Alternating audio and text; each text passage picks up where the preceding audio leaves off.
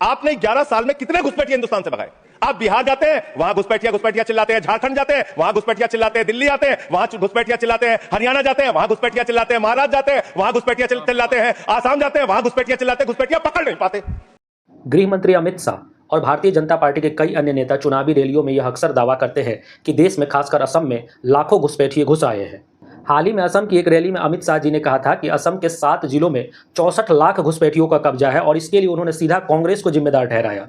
ये 7 जिलों में जो घुसपैठियों की आबादी जरा भी नहीं थी, वहां 64 लाख आबादी हो गई है। 64 लाख। अब असलियत जानते हैं क्या है। एक आरटीआई एक्टिविस्ट है कन्हैया कुमार, उन्होंने गृह मंत्रालय से सीधा सवाल पूछा कि पिछले 10 सालों में बताइए कितने घुसपैठियों की पहचान हुई है, कितने पकड़े गए हैं, उन्हें भेजा गया या नहीं भेजा गया और वो किस देश के नागरिक थे। गृह मंत्रालय ने साफ साफ कहा कि हमारे पास घुसपैठियों से जुड़ा कोई भी सेंट्रलाइज्ड डाटा नहीं है, यानी कितने घुसपैठिए पकड़े गए, कितनों को निकाला गया, वे किस देश के नागरिक थे, इस जानकारी का सेंट्रलाइज्ड डेटा उनके पास नहीं है। एक तरफ चुनावी रैलियों में इन नेताओं के द्वारा घुसपैठियों का सटीक डेटा बताया जा रहा है, सटीक आंकड़ा बताया जा रहा है, वहीं दूसरी तरफ गृह मंत्रालय द्वारा बताया जा रहा है कि हमारे पास इन घुसपैठियों का आधिकारिक डेटा ही नहीं है। अब सवाल सीधा है कि जब सरकार के पास डेटा ही नहीं है तो चुनावी भाषणों में ये आंकड़े कहां से आ रहे हैं।